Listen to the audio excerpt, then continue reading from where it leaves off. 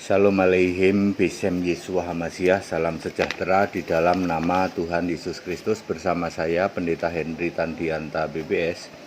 Kali ini temanya adalah begini ya, Roh Kudus, Roh Allah, Roh Yesus bingung deh. Ya saudara-saudara ya, saya dapat link video, ada mu'alaf sama orang Kristen dari Kristen Tritunggal ya, itu debat sangat seru banget. Di perjanjian lama itu nggak ada Roh Kudus katanya. Roh Allah, Roh Kudus, Roh Yesus bingung deh ya. Saudara-saudara, di perjanjian lama tidak ditulis Roh Kudus, disebutnya Roh Allah. Misalnya di dalam Kejadian 1 ayat 2, Roh Allah melayang-layang di atas samudra raya ya, itu disebut Roh Allah ya. Ya misalnya Roh Allah ada padaku gitu kan, ada juga ayat Alkitab di dalam perjanjian lama disebutnya Roh Allah ya.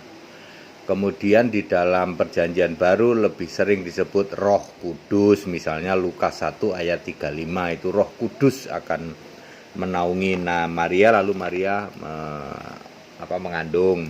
Di dalam kisah-kisah para rasul ya, di dalam kitab-kitabnya rasul juga disebut Roh Kudus, juga disebut Roh Yesus juga. Misalnya di dalam Kisah 16 ayat 6 sampai 7 itu di situ ditulis Roh Kudus, ditulis juga Roh Yesus. Jadi Roh Allah di perjanjian lama dengan Roh Kudus di perjanjian baru dengan Roh Yesus sama saja, sami mawon ya, karena Allah itu roh. Anda itu berdebat pepesan kosong ya, mu'alaf sama itu katanya itu dokter loh, itu loh dokter berdebat hanya kenapa di perjanjian lama tidak ada Roh Kudus, yang ada Roh Allah. ya Wahyu 5 ayat 6 itu malah ditulis ketujuh roh Allah di dalam Wahyu 5 ayat 6 ya. Demikian pula Wahyu 5 ayat 7, ada Tuhan Allah, ada anak domba, itu juga roh ya. Sama dengan firman dan Allah, firman adalah Allah, itu juga roh ya. Ya, kemudian Wahyu 2 ayat 7, ayat 11, ayat 17, ayat 29, Wahyu 3 ayat 6, ayat 13, ayat 22, itu 7 roh. Itu ada 7 roh. Ya, di dalam kitab Wahyu disebutnya roh ya, R huruf besar ya. Galatia 4 ayat 6 itu roh anaknya itu Roh Kudus. Roma 8 ayat 9 Roh Kristus. Roma 8 ayat 14 Roh Allah. Yohanes 15 ayat 26 Roh kebenaran, termasuk Yohanes 14 ayat 17. Yohanes 14 ayat 26 penghibur, itu Roh Kudus. Kemudian Wahyu 22 ayat 17 itu rohnya anak domba, yaitu Yesus Kristus sendiri. Jadi mau disebut Roh Allah, mau disebut Roh Kudus, mau disebut Roh Kristus, mau disebut Roh Yesus, mau disebut roh anaknya ya, mau disebut lagi roh kebenaran, mau disebut lagi penghibur, mau disebut lagi roh doang, itu sama, yaitu Yesus. Ya saudara ya, karena Allah itu roh, Allah tidak pernah pribadi. Anda yang memahami Allah itu pribadi, ya debatnya seru banget itu antara mu'alaf sama Kristen kambing ya, Kristen Tritunggal. Wah seru banget membahas kenapa di perjanjian lama kok tidak ada Roh Kudus gitu ya.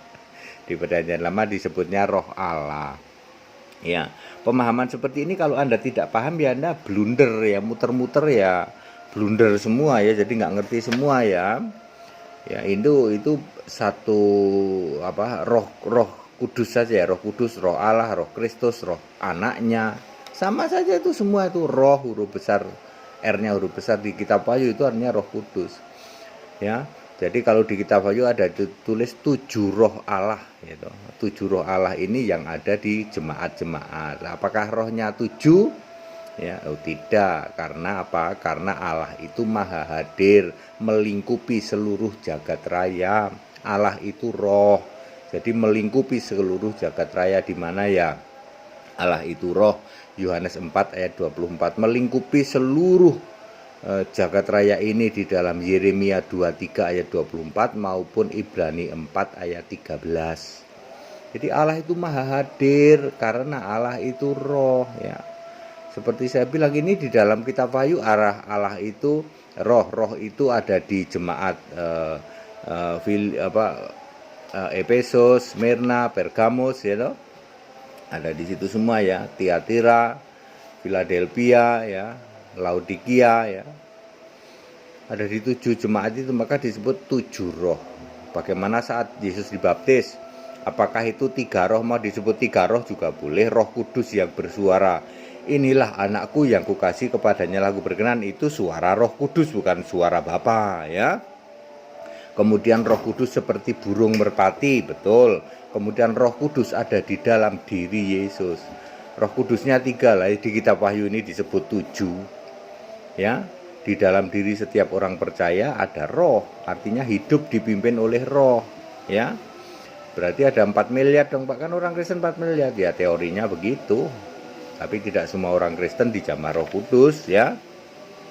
Roh Kudus hari ini, detik ini bisa menjamah orang di Indonesia, detik yang sama menjamah orang di Amerika, di semua negara yang lain. Apakah Roh Kudusnya sebanyak itu? Tidak. Ya, Roh Kudusnya satu. Karena Allah itu roh dan melingkupi seluruh jagat raya. Kalau pemahaman ini Anda nggak paham, ya Anda kan akan blunder terus ya toh. Bikin pusing karena roh katanya. Ya coba ya Anda bayangin ya, hanya karena debatnya begini, kenapa di perjanjian lama tidak ada Roh Kudus, padahal di perjanjian lama ada banyak tulisan tentang roh Allah. Ya roh Allah itu ya Roh Kudus. Itu bisa loh, mu'alaf lawan doktor itu hanya urusan kenapa di perjanjian lama nggak ada Roh Kudus, sementara di perjanjian baru disebut Roh Kudus. Nah, itu kan gagal memahami seperti itu ya.